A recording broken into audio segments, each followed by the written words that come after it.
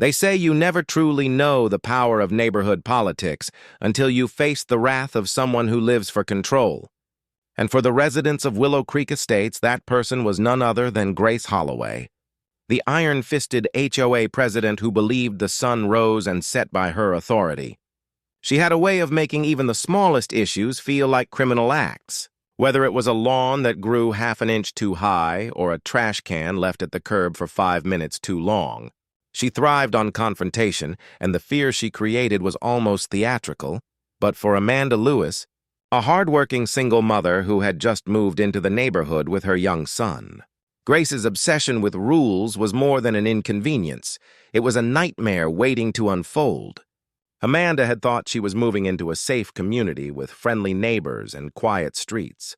Yet from the very first day she was targeted, receiving a letter about her welcome mat being the wrong shade for the HOA's approved color scheme, which she thought was a joke until the fines started piling in. And it was then she realized Grace wasn't joking. This was how she operated. By trapping people with citations until they either bent to her will or went broke. Amanda tried to brush it off at first, telling herself to just stay out of Grace's way. But Grace wasn't the kind of person you could avoid. She had spies in the neighborhood, people who whispered in her ear about every small detail. And soon Amanda found herself accused of parking 2 inches too close to the curb, of having her blinds in the wrong direction, even of her son's bike being left in the driveway for longer than 10 minutes. Each notice came with a fine, and each fine came with a threat. And when Amanda tried to reason with Grace, she was met with a smile that didn't reach her eyes and the cutting words, "Rules are rules, dear, and if you can't follow them, maybe this isn't the right place for you." Which stung not because Amanda cared about Grace's opinion, but because it was clear this woman had the power to make her life miserable. Still, Amanda wasn't the type to back down easily. And though she didn't want confrontation, she knew when someone was trying to bully her, so she began documenting everything. Every notice, every fine, every interaction, not yet realizing how important that trail of evidence would be. Then came the day that changed everything. Amanda received a notice claiming she owed over $3,000 in unpaid fines, most of which she had never even been informed about, and Grace was demanding immediate payment or legal action. Amanda's hands shook as she read the letter, her heart racing as she realized Grace was trying to financially ruin her. But instead of panicking, she took the entire stack of notices and drove straight to the county courthouse, where she met with a clerk who raised her eyebrows and quietly told her, "You're not the first to come in here with complaints about Mrs. Holloway." That was the moment Amanda knew she had to fight, and fight smart. But she had no idea just how twisted and personal Grace's vendetta against her would become, or how the shocking truth about Grace's past would soon surface to turn the entire neighborhood upside down.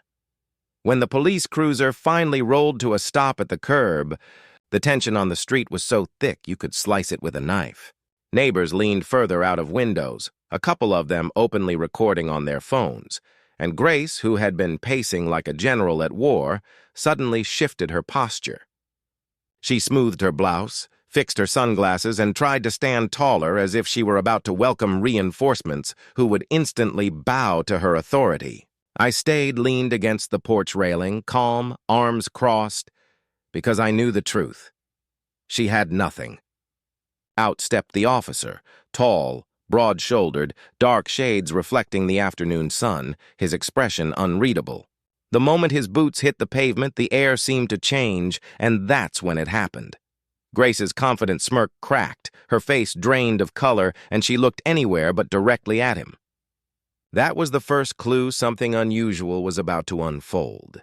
The officer walked up, introduced himself as Ken, and the irony almost knocked me over, because I caught the whispers before I fully realized what was happening. "Isn't that Grace's ex-husband?" One neighbor hissed to another, their voices carrying just enough for half the crowd to hear. The ripple of realization swept through the spectators like a shockwave. Grace stammered, tried to regain composure, but Ken's tone cut her off sharp, commanding, like a blade slicing through nonsense. He turned to me and asked calmly what was going on. That was my cue. With a smile, I reached behind me and pulled out the thick folder I had been building for weeks. Every fake fine, every threatening letter, every note she had slipped under my door was tucked neatly inside. I handed it over like evidence in a trial, and Ken flipped through it page by page, his jaw tightening, his brow furrowing with every sheet. His sigh said more than words could. This wasn't the first time he had seen Grace spiral out of control. Grace tried to interrupt, her voice rising, claiming I was freeloading on HOA amenities, insisting I had to pay fees and accept their rules, but Ken shut her down with professional finality. Membership in an HOA is voluntary. You can't force anyone to join. He doesn't owe you a dime. The words dropped like thunder, and the crowd gasped as if the entire block had been waiting for someone to say it out loud. Grace's mouth opened, then closed, like a fish gasping for air. But Ken wasn't finished. He looked straight at her, voice sharp as glass, and declared she was trespassing on private property, wasting police resources, and filing a false report. Then came the hammer drop. An on-the-spot fine of $15,000. Neighbors erupted into murmurs, some gasping, others chuckling, a few outright cheering. Phones caught every second, and Grace stood frozen, clutching her purse like it could protect her from the tidal wave of humiliation crashing over her. She tried to protest, voice shaking. "You can't do this to me, I'm the HOA president!" But Ken didn't flinch. "That title doesn't put you above the law. In fact, it makes your abuse of authority even worse." He handed her the citation, his expression as cold as stone. Then he turned to me, professional again, and asked if I wanted to press charges. For a moment, the thought danced in my mind. Watching her dragged off in handcuffs would have been poetic. But I shook my head and said, "As long as she never sets foot on my porch again, we're good." Grace let out a strangled noise, part gasp, part protest. But Ken cut her off with a warning colder than winter air. "If you step onto his property again, Grace, I'll make sure this goes from fines to criminal charges." The crowd had already decided the verdict. Grace, once the terror of the neighborhood, had been reduced to a laughingstock in minutes. Neighbors whispered, laughed, some clapped, and one guy even yelled, "About time!" As Grace shuffled away, her shoulders hunched, her reign of intimidation shattered beyond repair. I stood there, arms folded, watching her retreat like a dethroned monarch whose subjects had turned on her. The irony of it all was almost too rich. Grace, the self-proclaimed queen of rules, undone by the very law she thought she commanded. From that day on, my mailbox returned to its normal diet of bills and junk mail. No more fines, no more threats, no more midnight notes. Neighbors started greeting me more openly, even thanking me at the grocery store for standing my ground. Because in a way, I hadn't just protected myself. I'd shown everyone else that Grace wasn't untouchable. Her authority had been smoke and mirrors, and once exposed, it vanished.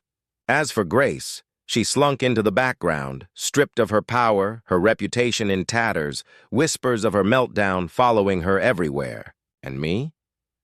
I went back to my porch, back to my coffee, back to my quiet satisfaction that I had dodged not just a bullet, but an entire storm.